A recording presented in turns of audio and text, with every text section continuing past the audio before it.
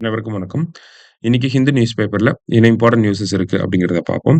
முதல்ல பார்த்தீங்க அப்படின்னா, "India holds fire as Trump slaps tariffs" அப்படின்னு சொல்லி குடுத்துருக்காங்க. இல்லையா?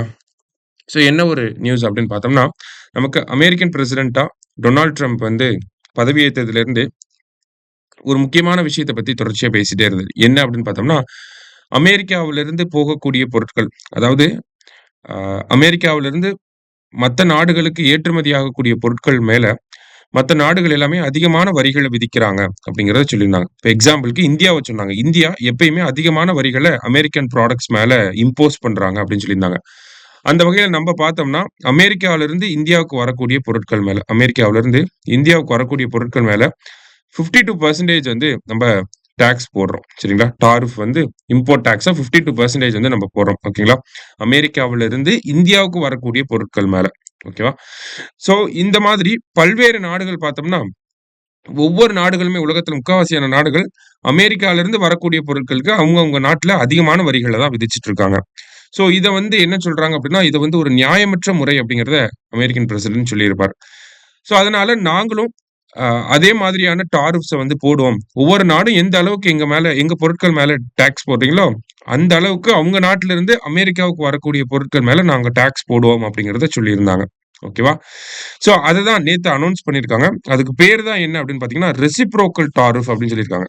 சரிங்களா? இங்கேயே நமக்கு குடுத்துருக்காங்க பாருங்க. Reciprocal tariff. ரெசிப்ரோக்கல் டாரிஃப்னா, இப்ப அ அமெரிக்கா ப்ராடக்ட் மேல இந்தியா ஒரு பெர்சன்டேஜ் ஆஃப் வரி போடுறாங்க. அதே மாதிரி சிமிலரான ஒரு டாரிஃப அமெரிக்காவும் போட ஆரம்பிப்பாங்க. அந்த வகையில பார்த்தீங்கன்னா, அமெரிக்காவிலிருந்து இந்தியாவுக்கு வரக்கூடிய பொருட்கள் மேல நம்ம 52% போடுறோமா, நேத்து அனவுன்ஸ்மென்ட் படி பார்க்கிறப்ப, இந்தியாவிலிருந்து அமெரிக்காவுக்கு போகக்கூடிய ப்ராடக்ட்ஸ், இந்தியாவிலிருந்து அமெரிக்காவுக்கு ஏற்றுமதி ஆகக்கூடிய, இந்தியாவிலிருந்து அமெரிக்காவுக்கு எக்ஸ்போர்ட் ஆகக்கூடிய ப்ராடக்ட்ஸ் இருக்கு இல்லையா? அது மேல அமெரிக்கா எவ்வளோ பெர்சன்டேஜ் வரி போட போறாங்க அப்படின்னா, 27% வரி போட போறாங்க. சரியா? 27% டாரிஃப் வந்து போட போறாங்க. ஓகேவா? ஸோ இதுதான் இந்த விஷயம். இது இந்தியாவுக்கு மட்டும் இல்ல, உலகத்துல இருக்கக்கூடிய முக்காவாசி கிட்டத்தட்ட பார்த்தோம்னா, ஒரு 25 நாடுகளுக்கு இந்த மாரி ரெசிப்ரோக்கல் டாரிஃப் அப்படிங்கிறத அனவுன்ஸ் பண்ணியிருக்காங்க. சரியா? அதுல இந்தியா ரிலேட்டடா பார்க்கிறப்ப இந்த விஷயத்த நம்ம தெரிஞ்சுக்கணும். அமெரிக்காவிலிருந்து இந்தியாவுக்கு வரக்கூடிய பொருட்களுக்கு நம்ம 52% போடுறோம்.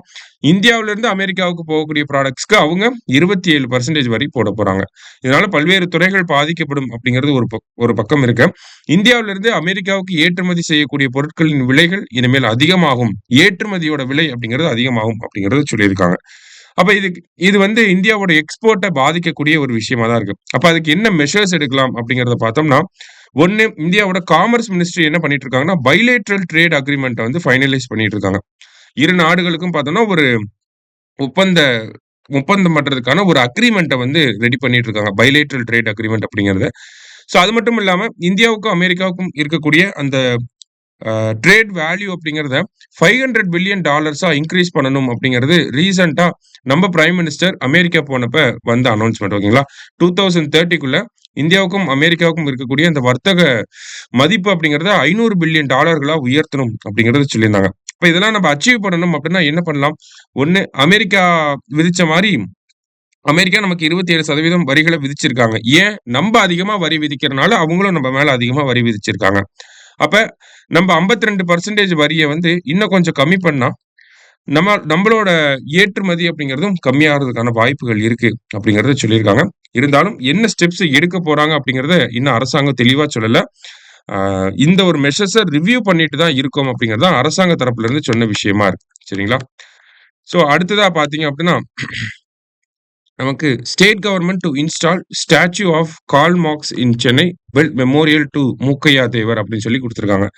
நேத்து நம்ம முதலமைச்சர் சட்டப்பேரவை விதி எண் 110க்கு கீழ 2 அறிவிப்புகள வெளியிட்டிருக்காரு. அந்த வகையில அ கார்ல் மார்க்ஸ் அவர்கள் இருக்காரு, ஃபாதர் ஆஃப் கம்யூனிசம். கார்ல் மார்க்ஸ் அவருடைய சிலை அப்படிங்கிறது சென்னையில அமைக்கப்படும் அப்படிங்கிறத சொல்லியிருக்காங்க. அடுத்தது ஃபார்வர்ட் பிளாக் கட்சி. ஓகேங்களா? தமிழ்நாட்டுல ஃபார்வர்ட் பிளாக்க பொறுத்தவரைக்கும் பார்த்தோம்னா, நமக்கு முத்துராமலிங்க தேவர் அவர்கள் தலைவராக இருந்திருப்பார். அவருக்கு பிறகு பார்த்தோம்னா, மூக்கையா தேவர் அவர்கள் தான் தலைவரா இருந்திருப்பார்.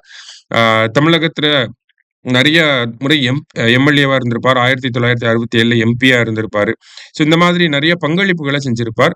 அதே மாரி கச்சத்தீவ இலங்கைக்கு குடுத்த விஷயத்துக்கெல்லாம் பெரிய எதிர்ப்ப தெரிவிச்சிருப்பார். ஓகேங்களா? அண்ணா அவர்கள் கூட மூக்கையா தேவர் அவர்கள பார்த்து, "நியாயத்துக்கு ஒரு மூக்கையா" அப்படின்னு சொல்லி கூட சொல்லியிருப்பார். சரிங்களா?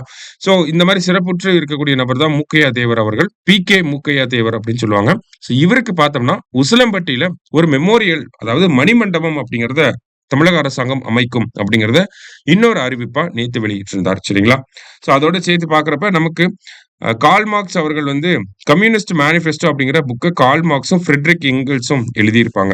ஓகேங்களா? சோ இது நமக்கு தெரிஞ்ச விஷயம் தான். சோ இந்த புத்தகத்த தமிழ்ல டிரான்ஸ்லேட் பண்ணது பெரியார் அவர்கள் அப்படிங்கிறது ஒரு சில பேருக்கு தெரியும். அது எப்ப பண்ணியிருப்பார் அப்படின்னா, 1931ல பண்ணியிருக்கார். சரிங்களா? சோ பெரியார் அவர்கள் கம்யூனிஸ்ட் மேனிஃபெஸ்டோ அப்படிங்கிற இந்த புத்தகத்த 1931ல தமிழ்ல மொழிபெயர்ப்பு செஞ்சிருக்கிறார். சோ அதையும் கூடுதலா நம்ம தெரிஞ்சுக்கிறோம். எக்ஸாம் பாயிண்ட் ஆஃப் வியூல. சரிங்களா? சோ இன்னைக்கு செய்தித்தாள்ல இருந்த முக்கிய செய்திகள பார்த்திருக்கோம். நன்றி.